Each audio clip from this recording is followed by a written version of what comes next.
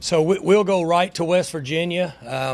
I don't think we need to go back much on the Kansas game. This team's playing really good football right now. This is the most physical team defensively that we've played by far.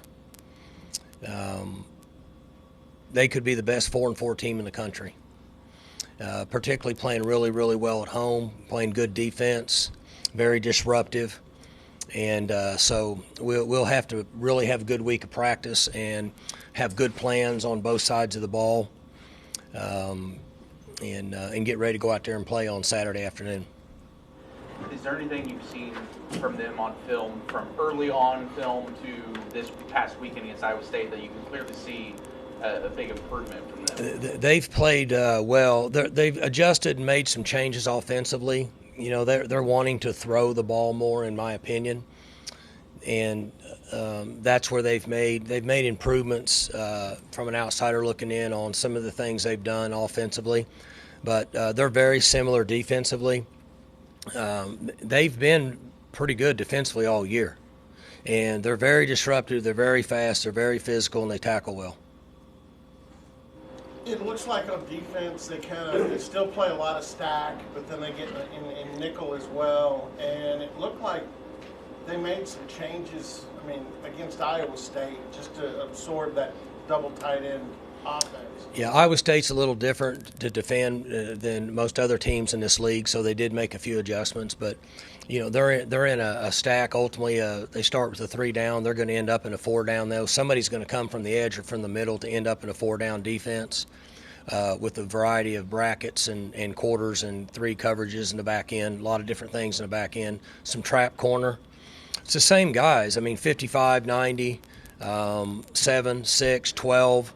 29's in the middle, 19's in the middle, so very similar to what it was. And right now they're playing well. It's a good football team. How hard are they for a quarterback to try and figure out at the line of scrimmage? Well, they do a lot of different things. You get a variety, and they disguise well and bring guys from different areas. Very seldom do they ever play straight up front. They twist all the time. They're moving. A lot of movement, a lot of twists, a lot of stunts, a lot of rotation in the back end. They got a lot going on. So you have to really, really come up with a good plan offensively and have a good idea of what you want to accomplish, not try to get out of your box too much, in my opinion. Offensively, Four's a good back. He's running hard. He ran really hard last week. They tell him at times, it looks like to me, that we're going to give it to you. We need you to find a way to get 4 yards. Drops his pads, runs through people. 24 comes in, backs him up some, and he's got a little bit of side-to-side movement in him. I think this is the best offensive line at this point in the league. They're really playing well up front, and they don't even have a senior on the offensive line. They're playing with a couple sophomores, a freshman, and a couple juniors. Mike, I know you always talk about, I'll know about my team in October. Now you're into November, Mm-hmm. and I know you don't want to jinx anything, but the consistency. The consistent good play of this defense, is this probably the best you've had in your career? Well, they're playing good. They've been consistent. I think our plans are good. I think the maturity, the experience, the number of reps that we have guys playing has worked to our advantage. I think the depth we have up front works to our advantage. All those things put together, maybe as an organization we have a good feel for who we are defensively, has helped us play really, really good. I'll say that. And I've said it each week, there's probably not a lot of teams in the country that can say they played pretty good defensively every week. We've played pretty good defensively every week. The team we're playing Saturday is a different approach. It's the best group up front we've played. They have a back that's physical. Their quarterback is considerably better, in my opinion, than he was last year. And they got a couple wideouts that can make plays. And they got a big tight end, 85 or 89, I can't remember his number. He's made plays for them. And they're gelling. They're playing much better now than they were a month ago, in my opinion. Is there anything in particular your defense is doing well on 3rd down that you notice? Jim mixes it up. There's the variety. I think he's a good play caller, which is part of it on 3rd downs. Do things that people think you wouldn't do. And I think the experience and some of the things we do with the veterans at the safety positions and the linebackers help with that.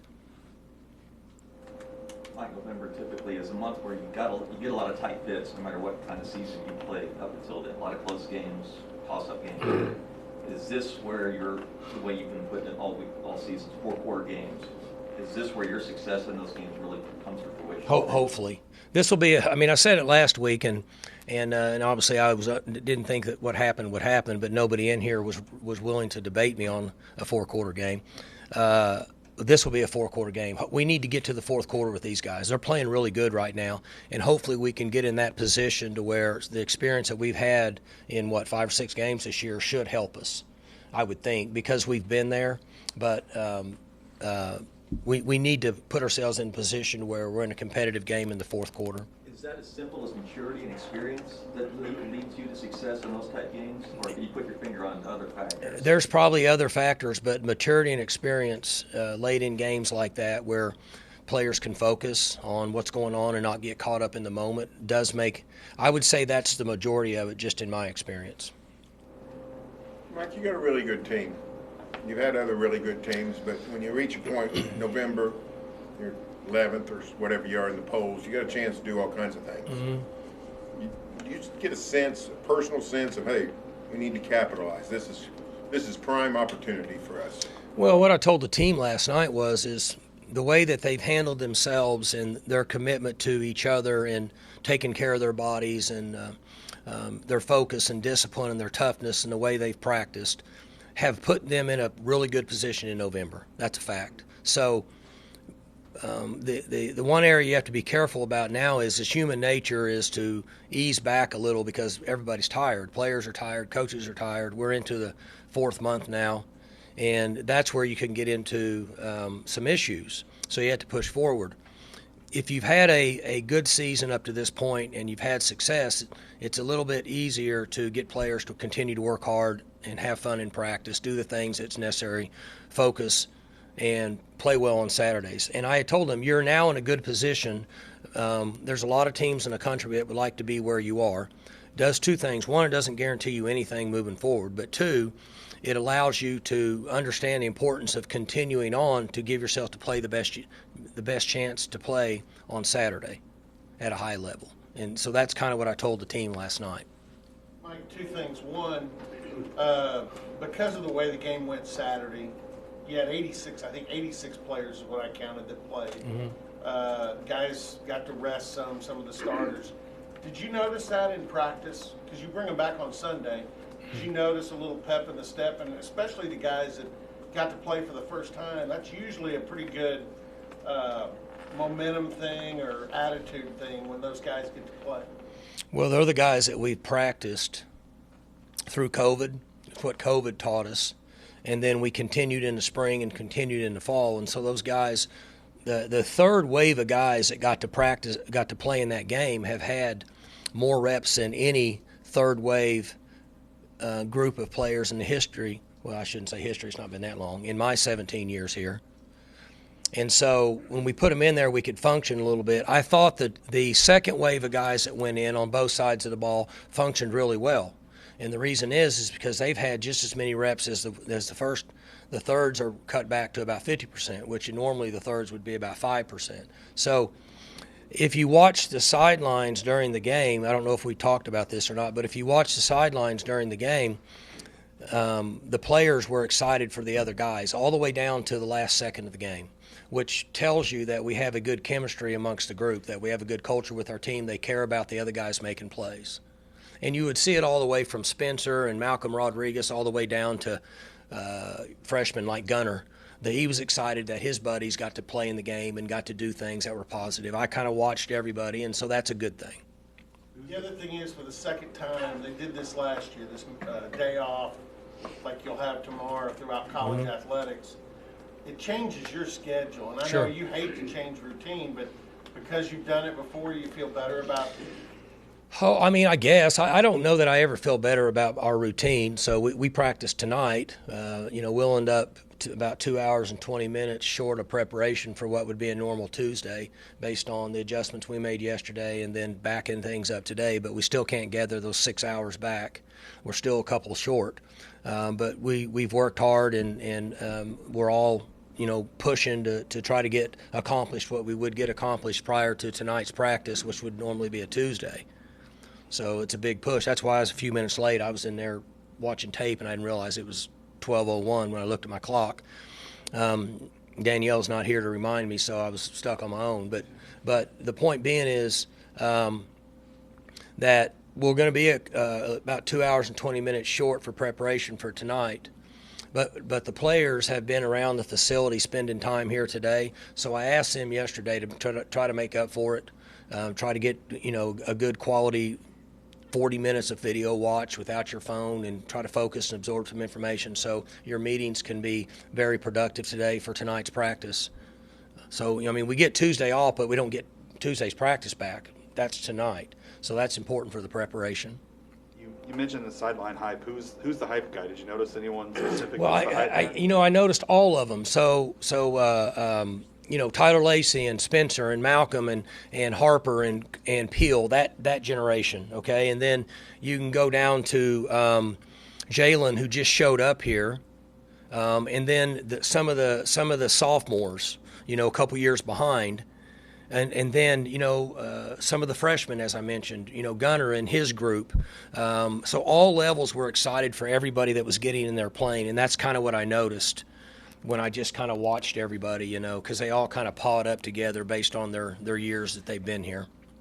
Mike, you said you pretty much know what kind of defense you got right now. Mm-hmm. Do you have a pretty good read on what kind of offense you have right now?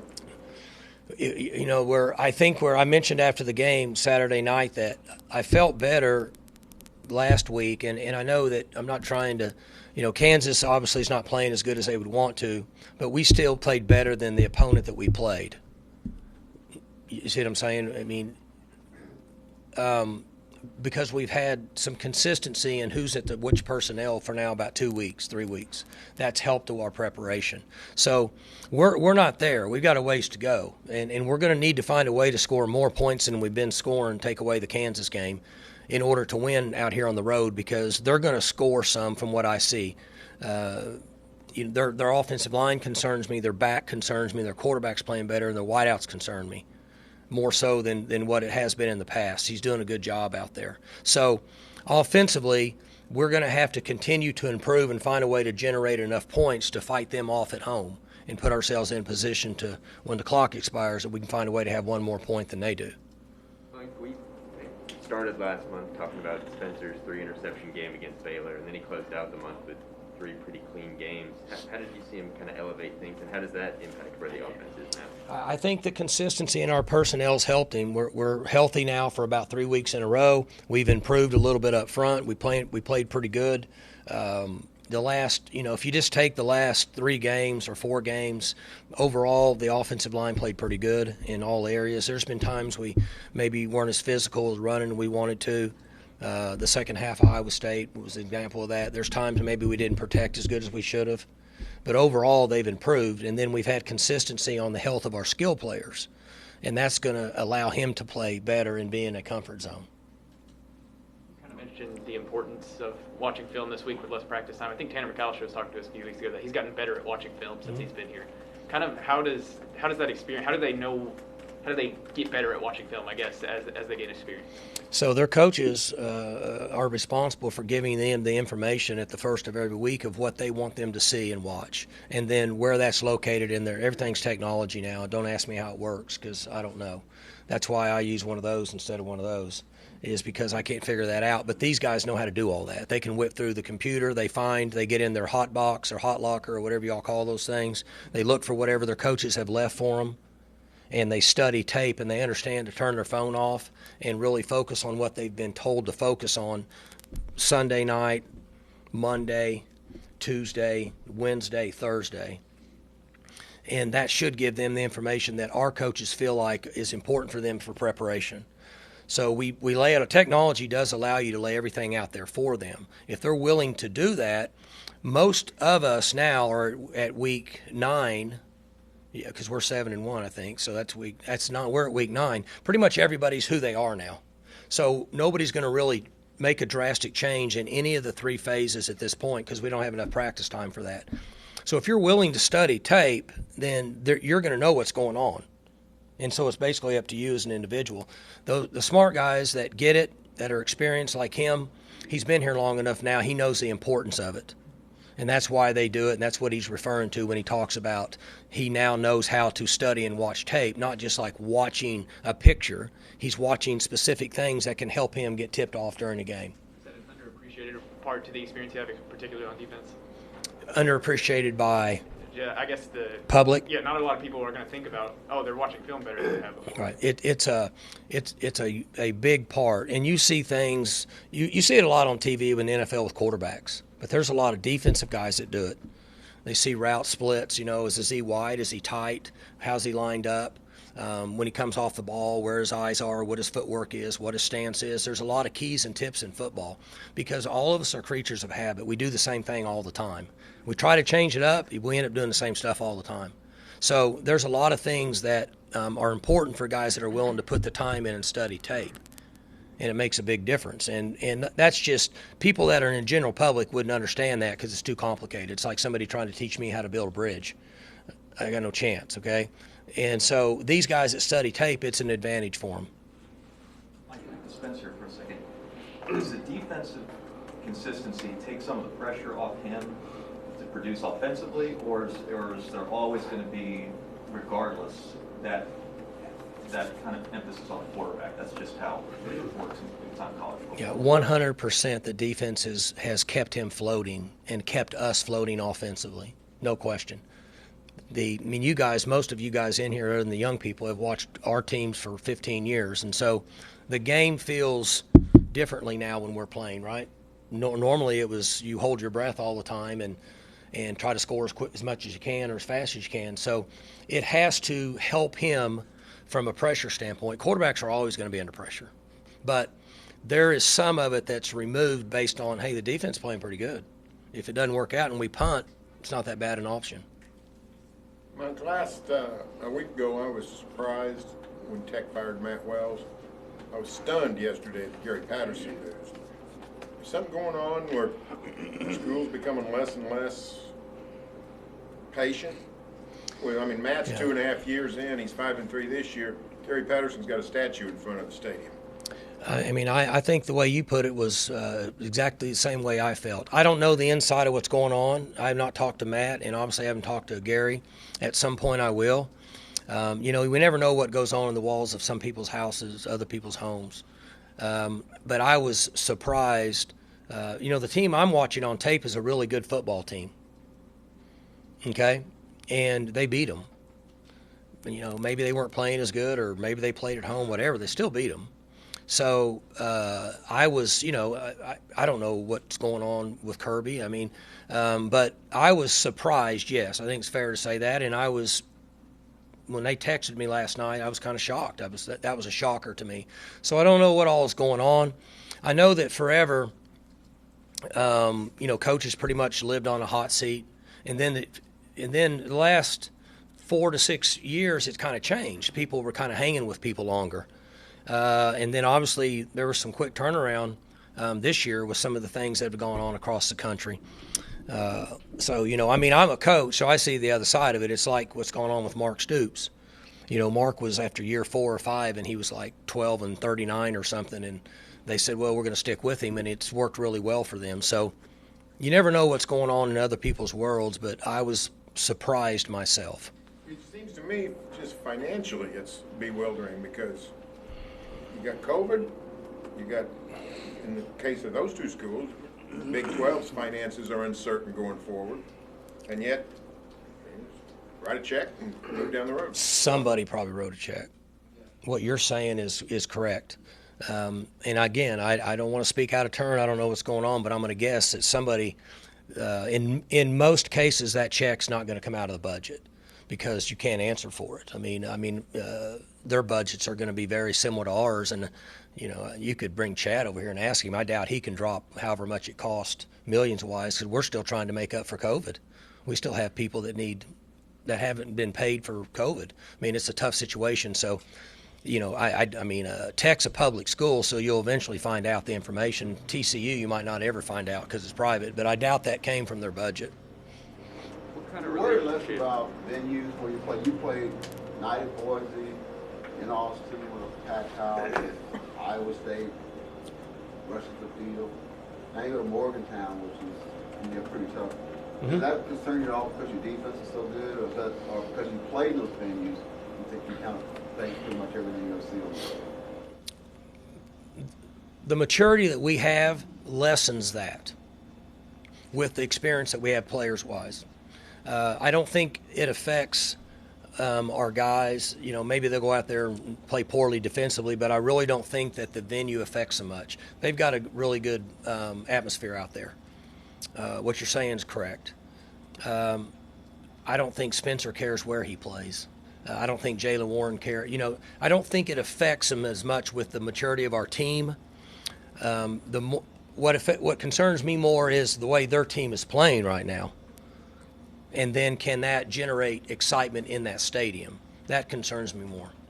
Well, you changed that over the years. I remember 10 years ago, whenever, we always wrote about can OSU win big on the road. Mm-hmm. You guys got rid of that a long time ago, and now you play well most of the time on the road. What happened? I would say maturity. I would say just I've been here a long time. If you have consistency in your organization with your coaches, your concepts, your thought process, it allows you to play better, and particularly even on the road when it's more difficult. But we've also had better players now, and you know, it's still a game that's dominated by players, not coaches. And as we've brought in players that have continued to get improved, and better. I don't know. In 2009, we had really good players. I mean, we might have had better overall NFL prospects in 9 and 10 than we do now. So I don't know. Maybe I'm speaking out of turn there. I would say consistency in our organization, maybe, just helps with playing on the road. And then I think, we won up in we won at Missouri. We've talked about this before, when they were in 2 or 3 or 4 in the country. Oh, wait. Yeah, when Fodge tried to fake a 4th and 21 punt. I had to tell him the math. I said, Fodge, you're 14 behind the line, so when you catch it, you have to get 35 yards, and you run a 5 flat. He got like 19? He almost got it. But anyway, so I think when we won that one, and then everybody's like, hey, we can do this. And then we won another one. Then we won at A&M down there. We were down by 20 at half. And then I think everybody just kind of thinks you can win, and maybe it just happens. I think Matt Campbell's now the second most tenured coach in the league. Is this strange for you to kind of be in this new era of Big 12 coaches, having gone through? It is. But, I was visiting last night. After we worked out, I went home and dressed up and handed out candy. And I was visiting with a couple people. The news was coming out about Coach Patterson, whatever time, 8:30 or 9 o'clock at night. Y'all probably heard about it before then, but I didn't get it till then. And that question got brought up because now Kirk, I think, is the longest at Iowa, and then I think I'm second now, right? About 2 weeks. Oh, he does? Well, that doesn't count. So 2 weeks. You're the dean in the Big 12 for sure. Yeah, You probably yeah. were anyway. Yeah. I forgot about Kyle. He's done really well for a long time. So anyway, it is kind of unusual. It's no different than now recruiting when I'm recruiting kids of players I've coached. It's unusual. So you'll feel that way someday in about 30 years. When you say you dressed up, did you mean costume-wise? Sure. What was it? Scarecrow from Wizard of Oz. Yeah. What's a Halloween like at the Gundy house? Well, we go to I live on a ranch, so nobody's going to trick or treat. It's a quarter mile to the house, so nobody. By the time they did that, they'd be out of candy to get back. So we go to a neighborhood over there, and it was pretty cool. I saw. Didn't mean for this to happen, but Sione came, and Brock Martin came. With their babies. They have little babies and wives and all that, and they showed up. Babies were all dressed up. And when they left, they didn't know who I was. Because, I was full dressed like a scarecrow. They didn't even know who I was. So it was even better. So they had their babies, and I was thinking, here you have Sione from all the way on the other side of the world, and you have Brock Martin from Ulagal, America. and they're hanging out with their families and their little babies and trick-or-treating. I think that's kind of what it's all about. It's pretty cool. But it was funny when finally they started to walk off and they realized who I was. They got a big kick out of that. So. Mike, I think you told us German chocolate cake was the birthday favorite. Is there a Halloween candy favorite? Do I have? Well, after seeing the Twitter from Leach on his Halloween candy, I don't know that I can top that.